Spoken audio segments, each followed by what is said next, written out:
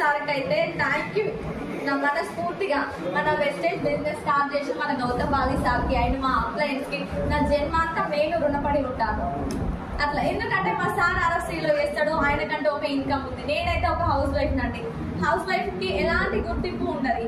అదే పొద్దు చేసుకోవడం, పని చేసుకోవడం, వంట చేసుడు, పిల్లల్ని పంపించడం, హస్బెండ్ పంపించడం, రొటీన్ ఇంతే ఉంటది కదా. మనకంటూ ఎలాంటి గుర్తింపు ఉండదు. ఇంట్లో ఏమంటారు, మనకు చేతనైతే లేదంటే నేను బయటికి వెళ్ళి పని చేసి వస్తాను, నువ్వు ఇంట్లోనే ఉన్నావు, నువ్వేం చేస్తున్నావు. అదే ఒక 5,000 సంపాదిస్తే మనకంటూ గుర్తింపు ఉంటుందా? అందరం లేడీస్ అనుకుంటాం మనకు ఒక 5,000 వస్తే బాగుండు, ఒక 10,000 వస్తే బాగుండు, మనకంటూ గుర్తింపు ఉంటుంది.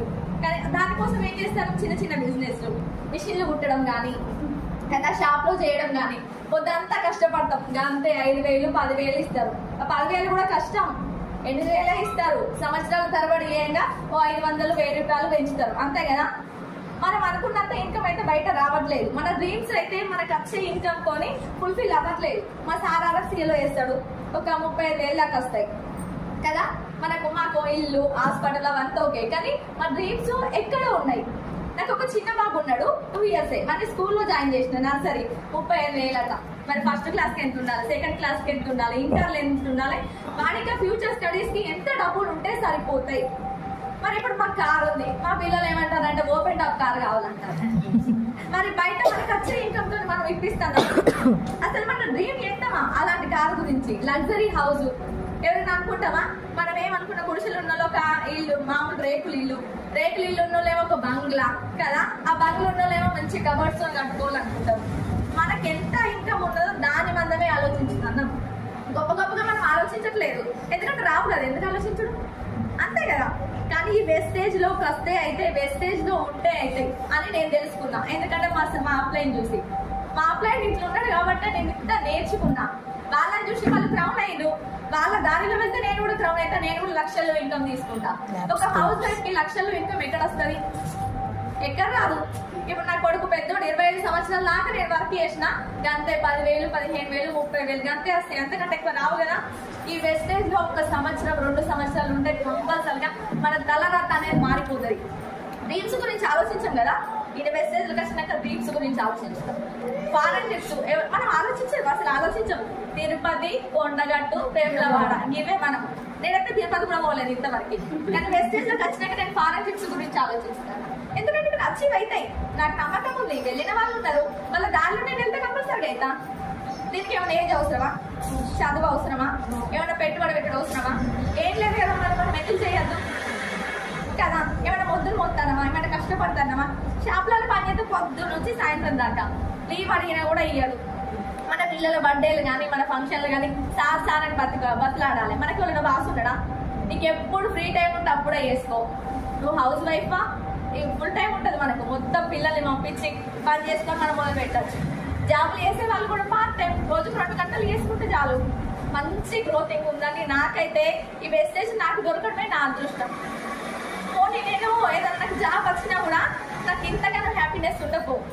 వేరే జాబ్లలో కూడా మంచి ఇన్కమ్ ఏం లేదు. సాఫ్ట్వేర్ అయినా కూడా వాళ్ళకి 1 లక్ష 2 లక్షలు, కలెక్టర్ కూడా 2 లక్షలే వస్తాయి. సైడ్ ఇన్కమ్ వచ్చినా కూడా అవి ఏం లెక్కలకు ఉంటాయి. ఇంట్లో మాత్రం మనకు మొత్తం ట్యాక్స్ కట్ అయ్యి లక్షలల్లా.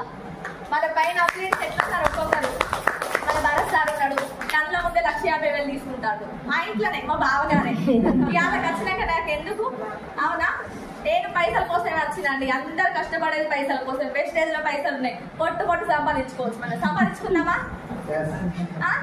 ఇంకా కూడా మాట్లాడాలా? నువ్వు చాలా మాట్లాడాలి. వెస్టేజ్ గురించి అంటే నేను పొద్దు నుంచి సాయంత్రం దాకా కూడా మాట్లాడతాను. నా నరాల్లో వెస్టేజ్ ఉందండి.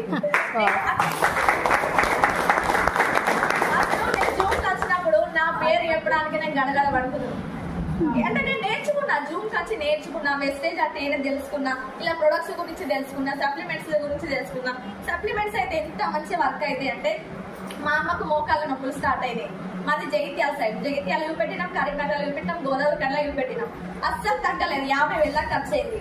ఏంటి సప్లిమెంట్స్ ఇస్తే మా అమ్మకి ఇంత వాపులు ఉంటుంది కదా, వాపులు మొత్తం తగ్గింది. ఇట్లా పుడితే లొట్ట పడేటి దాన్ని మొత్తం అంతా నీరు వచ్చింది. నాకు ఇంకా రిజల్ట్ తెలిసింది. వాడినా నాకు ఫేస్ మీద పిగ్మెంటేషన్ ఉండేది, ఈ సోపు వాడినా. నాకు ఒక చిన్న బాబు ఉంటాడు, 2 years బాబే. కొలెస్ట్రాల్ టాబ్లెట్ వేస్తాను బలానికి కదా. ప్రొడక్ట్స్ బాగానే ఉన్నాయి, కళ్ళ ముంగంటే డబ్బులు కనబడతాను. ఇక నేను ఎందుకు చేయొద్దు కదా. ఇప్పుడైతే నాకు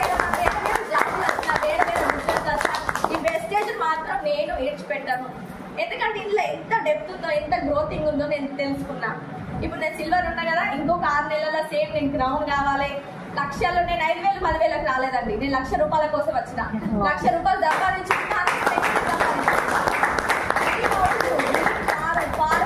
బతుకంటే గట్టు బతకాలి, ఇట్లా బతుకుతావా? దేవుడు మనకు పుట్టుకు ఒకటే సాధించింది, అవునా కాదా? అవునా? మనకి ఇట్లనే సాలని బతుకులు అంత అడ్జస్ట్ అవుడు, బట్టలు కొనుక్కోవాలని అడ్జస్ట్ అవుడు. బంగారం కూడా కాదు, అది 1 గ్రామ్ గోల్డ్ కొనుక్కోవాలని మన లేడీస్ ఆలోచిస్తారు. ఎందుకంటే పిల్లల చదువులకైతే అది మనం మొత్తం సాక్రిఫైస్ చేసుకుంటూనే పోతాం.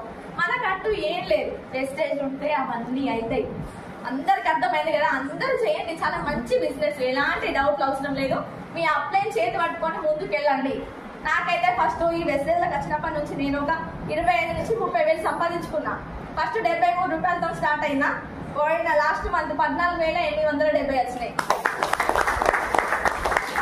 ఫాస్ట్ టైంగా అదే ఏం చేయకుండా హౌస్ వైఫ్ ఉంటే వచ్చినా నాకు పోవు కదా. మరి నేను చేసినా వాడుకున్నా 10 మందికి చెప్పినా అంతే.